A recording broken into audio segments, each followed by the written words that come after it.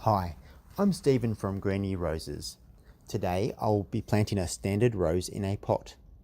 The roots and the soil of the plant must be wet.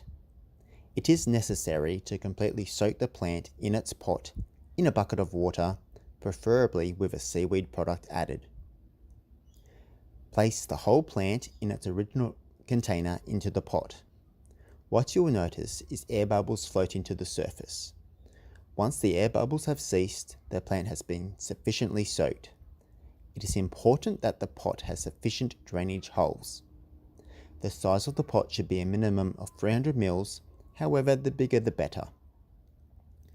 Make sure the pot is raised off the ground using feet or even rocks so that excess water drains away.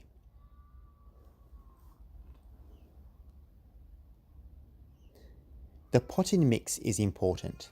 Here at Greeny Roses, we recommend a premium potting mix that meets the Australian standards as shown by this label. Do not use soil from the garden. When working with bagged potting mixes, it is advisable to wear a mask and gloves.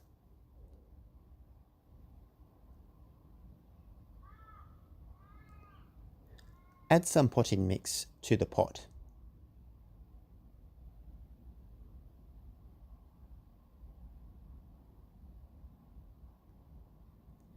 Take the plant and tap off the pot.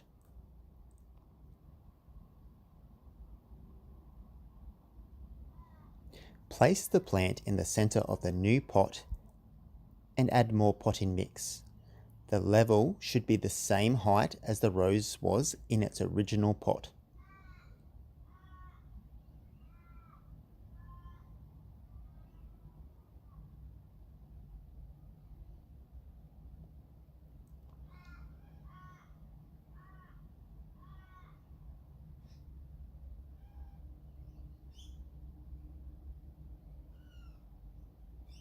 Ensure the rose is correctly staked.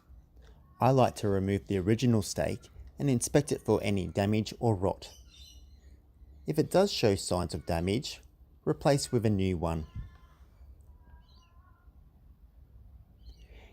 Insert the stake close to the stem of the rose. Make sure the stake is taller than the top graft. To tie the stake to the plant, use a soft material to prevent damage to the stem. Do not use cable ties or electrical tape, as this will strangle the plant over time. I'm using a wrap strap tie and always suggest tying a minimum of 3 ties, always starting at the bottom.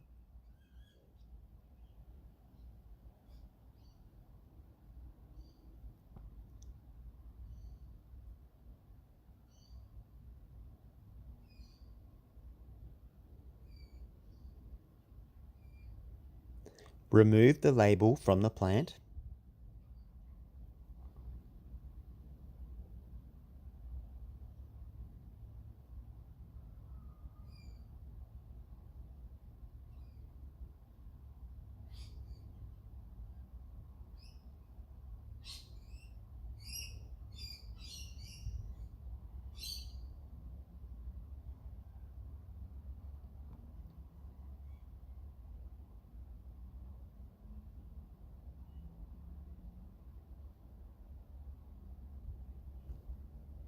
The top tie is the most important tie.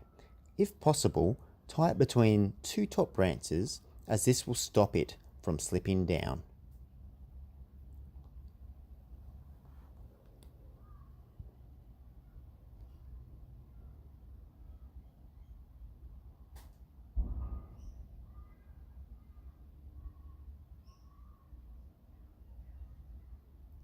Now, the beauty about using a standard in a pot is that you can underplant it with other things, getting more value for the same space. Underplanting can include herbs and annuals. I have chosen violas. Another advantage to underplanting in a pot is these plants help keep the temperature of the pot more stable and work as a living mulch. They also serve as indicator plants. Should the pot get too dry, they will show signs of stress before the rose does.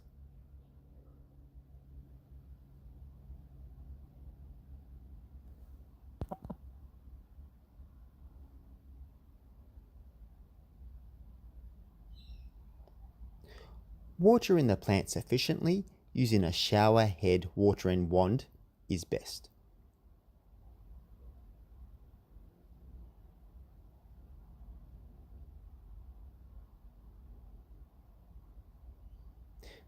Now sit back and let your neighbours and friends be jealous of your newly planted potted standard rose.